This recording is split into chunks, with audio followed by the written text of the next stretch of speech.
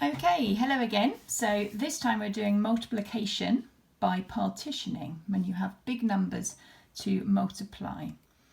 And if you've watched the head dance timesing by 10 video, you will find that that will be really useful with this method I'm about to do. And if you haven't watched it, you might want to pause this one and find the head dance timesing by 10 video.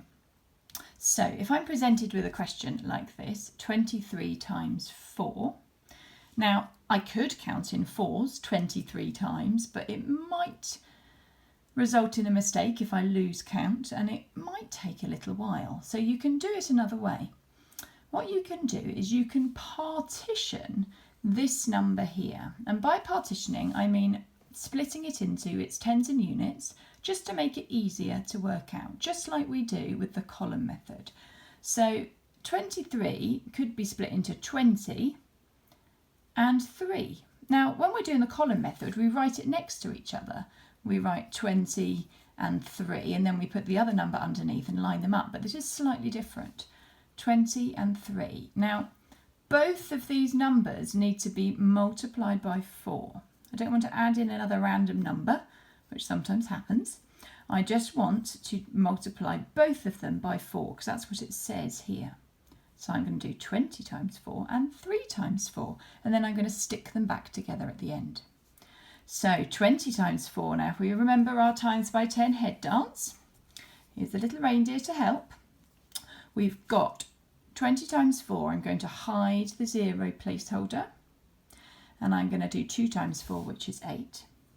And then I'm going to make it 10 times bigger and 10 times bigger. And I get 80. Thank you, Mr. Reindeer. And now I've got 3 times 4. 3 times 4, 4, 8, 12. And now I can add up those numbers, stick them back together, because I broke 23 up at the beginning to make it easier, but I do need to put these back together at the end because I haven't quite got the answer yet. So 80 add 12 is 92, and there's your answer. 80 add 12, 92, 23 times 4 is 92.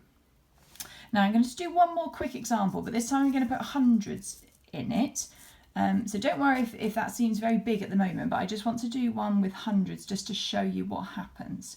So if I had 154, and let's times that by 3.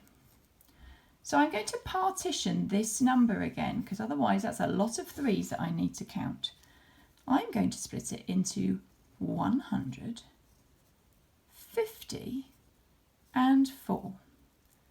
Just like I would do in the column method, except in the column method, I would write it next to each other to create the hundreds, tens and units columns, but I don't need to do that for this, so I can just have it on top. 154. And what am I going to times all of them by? 3. So here we go. Now 100 times 3. Now you might know the answer to that very quickly, because you can think of 3 times 100.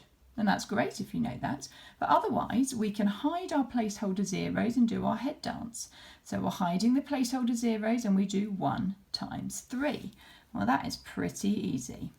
Now we need our reindeer friend back to do our head dance. So we have got 10 times bigger, 10 times bigger.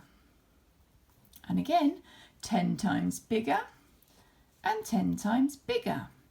We have to do it twice because this has got 2 placeholder zeros, so it's 10 times and 10 times, which is actually 100. So it's exactly what we tried to do. So this time we've got another one to do.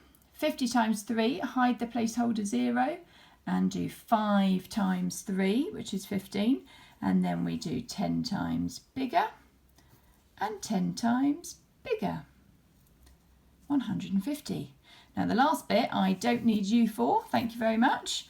4 times 3, 3, 6, 9, 12. And now I need to add up all of these bits that I've just worked out. I made it easier for myself, but I do need to remember that I need to add them all up again. So here we go, 300, add 150, add 12. So 300 and 100, 400, 450, 460, 2. So it equals 462. 154 times 3 is 462. Right, see if you can have a go. The home challenge this week in Spring 2 is going over these questions. So see if you can have a go. Bye.